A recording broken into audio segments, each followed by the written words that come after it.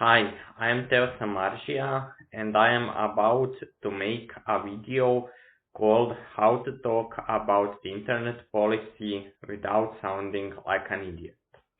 I will present three things which I think every politician should know about the Internet. I have a bachelor degree in computer engineering and my bachelor thesis was about an Internet application that simulates the work of the PicoBlaze microprocessor, so you can trust me on those things. Number one, don't say or imply that the internet as we know it could function well without government regulation. In the debates about net neutrality, many people are saying stuff like, well, the internet functioned well for all those years without government regulation. I don't see a reason to think government regulation could improve it. Well, that is wrong. In reality, the internet as we know it relies on there being sane government regulation to work. Ask yourself, what would happen to the internet if there were no laws forcing the ISPs to set up their DNS service properly to only respond to the requests from the IP addresses they are supposed to serve rather than all IP addresses? Wouldn't then many ISPs set up their DNS servers to respond to all IP addresses, making it possible for hackers to massively amplify their denial of service attacks? DNS servers sometimes respond with huge responses to short queries that fit in one UDP packet.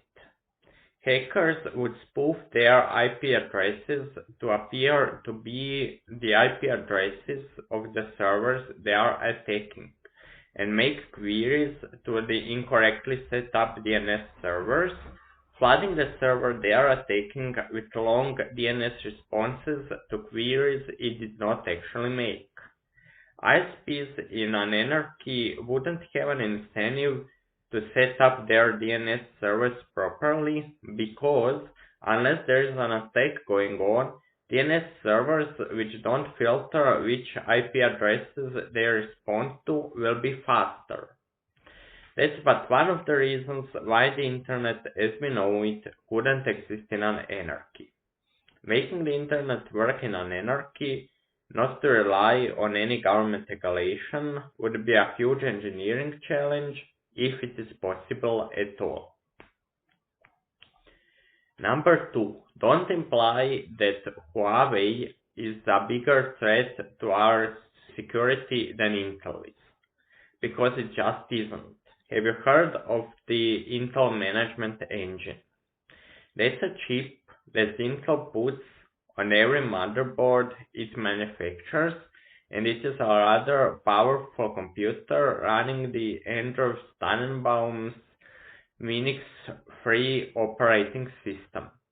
It is perfectly capable of accessing the internet without anybody noticing. Intel is rather secretive of what it actually does. A lot of it has to do with digital rights management. Enforcing the intellectual property laws in the digital age.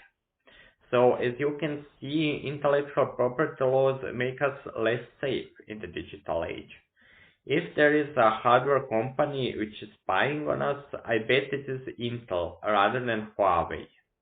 Huawei spying on us is technically relatively implausible, but Intel spying on us is technically perfectly plausible considering the Intel Management Engine. Number three, don't claim the near monopolies that the big tech companies have is making the internet less free and that the open source is the solution. Because, if anything, the internet being relatively centralized makes it more free.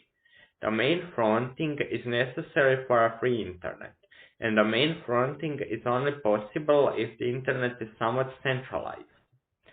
Authoritarian regimes today mostly censor the internet using SNI filtering. SNI is a server name identifier, the unencrypted part of the HTTPS request that tells the CDN which server within the CDN to deliver the request to. The main fronting is when you put a fake SNI and thus communicate with a server within the CDN which is censored in your region, misleading the firewall into thinking that you are communicating with some commonly accessed server. And it is the only censorship circumvention that works reliably today.